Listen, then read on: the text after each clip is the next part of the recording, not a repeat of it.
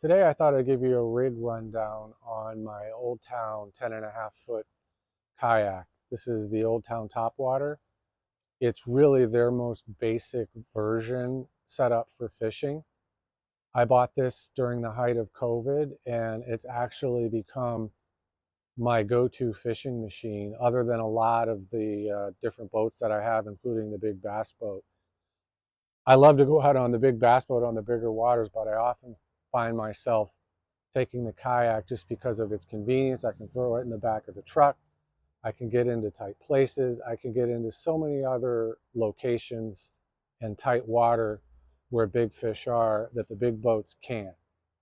So what I'll do today is I'm going to walk you through all of the modifications that I've made to it, and I'll put links down below to everything that I've added to this kayak to make it work for me. And then if you are in the market for a new kayak, or you're just looking for things to add to yours to make it more effective for you on the water, you might find something valuable here. So let's get to it. All right, let's start out up front here. Start with the front hatch, which is really intended for storage, but first thing I did was wired it up, and I used the Yak Power setup. I have a 5-way switcher there that allows me to run 5 different things on the Yak. I have it secured up on the side of the Yak just to keep it off of the bottom, because sometimes you'll get a little bit of water inside.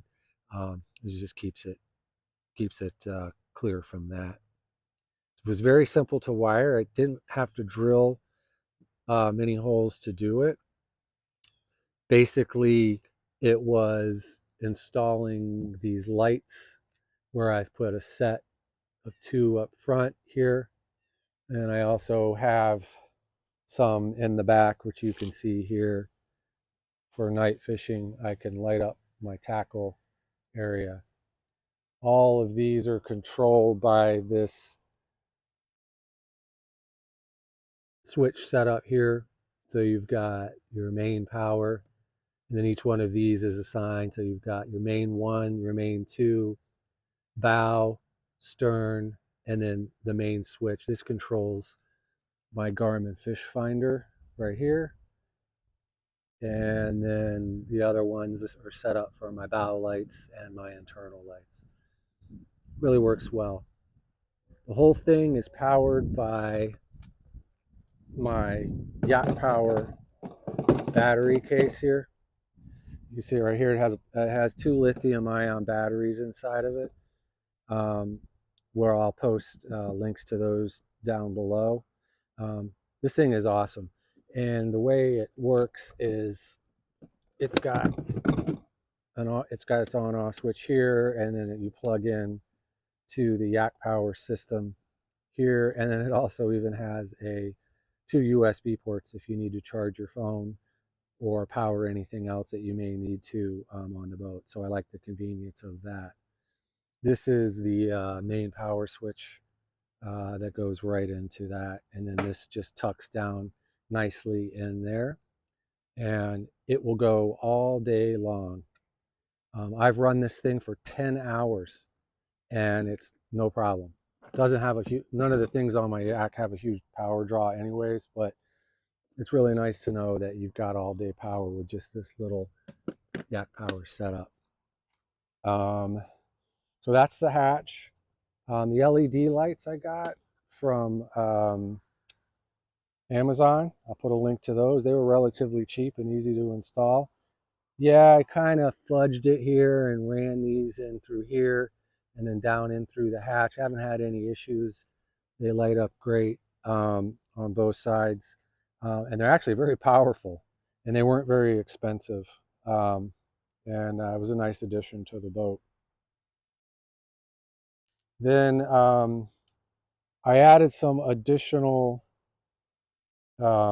rails to the back here to hold additional storage. These are my YakAttack boxes here. Great storage. I usually empty them out. Oh, I have some stuff in the bottom from a recent trip because I always change out what I'm going to throw. So These are nice and they're stackable, so you've got multiple versions. You can just easily turn around and grab them. I added another single down here to hold my YakAttack extended camera boom. And this is my Tacticam. I actually won this in a fishing contest, and I've been using it ever since. It's a great little camera setup, and you can see I've kind of got it rigged with this Suptig long life battery. So you can see here, it gives you your power set. I need to actually charge this, it's below half. But this will power the camera all day. So I could just turn it on and forget about it, which is nice. I have this set up just to continuously film, and it gives me a wide 360-degree angle, 180-degree wide angle shot from the back of the boat. Really captures everything that's going on in front of me. So that's one of the camera angles I use. And then you can see here I have two additional cameras. I have this action camera that I got. This is a 4K camera. This one I have set up to face me while I'm fishing, so it captures kind of the view from the seat, what's going on.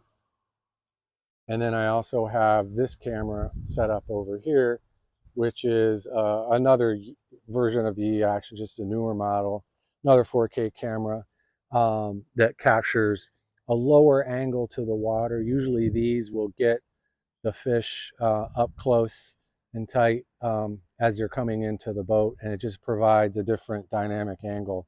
So when I'm editing videos, I'll usually take clips from one of these three and piece it together. I do have the ability with these. This is the Tacticam remote. I can turn it off and on from here. I just wear this around my neck, and I also have one for the newer camera as well. Easily to toggle it on and off if you need to stop filming or for whatever reason. I also have a supplemental power supply here that I use. This is the RAV Power Smart Plus that I use to constantly power the camera. This will go all day as well. No issues, don't have to worry about it. This is my Gradient Fitness yak anchor. I don't use it a lot, but I do use it, and you got to have it on your boat. And I just kind of tuck it in here under the seat when I'm not using it. It hangs right there. And then I have multiple hooks where I can connect it that I've added here.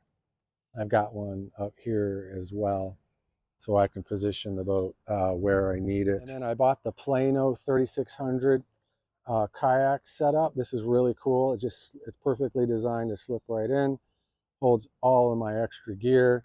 You can see here, you just get in there. Easy to turn around and reach and grab, and easy to swap in and swap out based on what you're targeting. This is a really nice setup for kayaking. And then I added the 3 additional rod holders. So the boat can carry up to 6 at one time. Usually I go 4 or 5, depending on what I need. But you can never have too many, in my opinion. And then I've got some extra storage back here. I did add a supplemental oar or paddle holder, excuse me, to this. It has a standard one over there, but I always found that standard one right there just to be flimsy. I didn't really like it. It would always fall off. So I have this here, and it secures nicely to the side of the boat, kind of out of the way.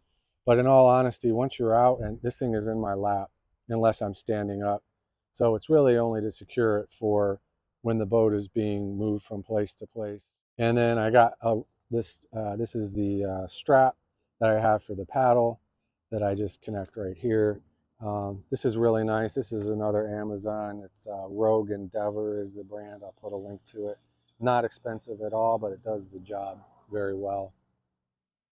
And then, as I mentioned, this is my Garmin Fish Finder. This device is great, and I'm going to do another video in more detail about how to use this. It would take too long for this to go through it.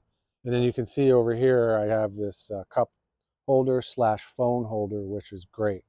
Love this thing.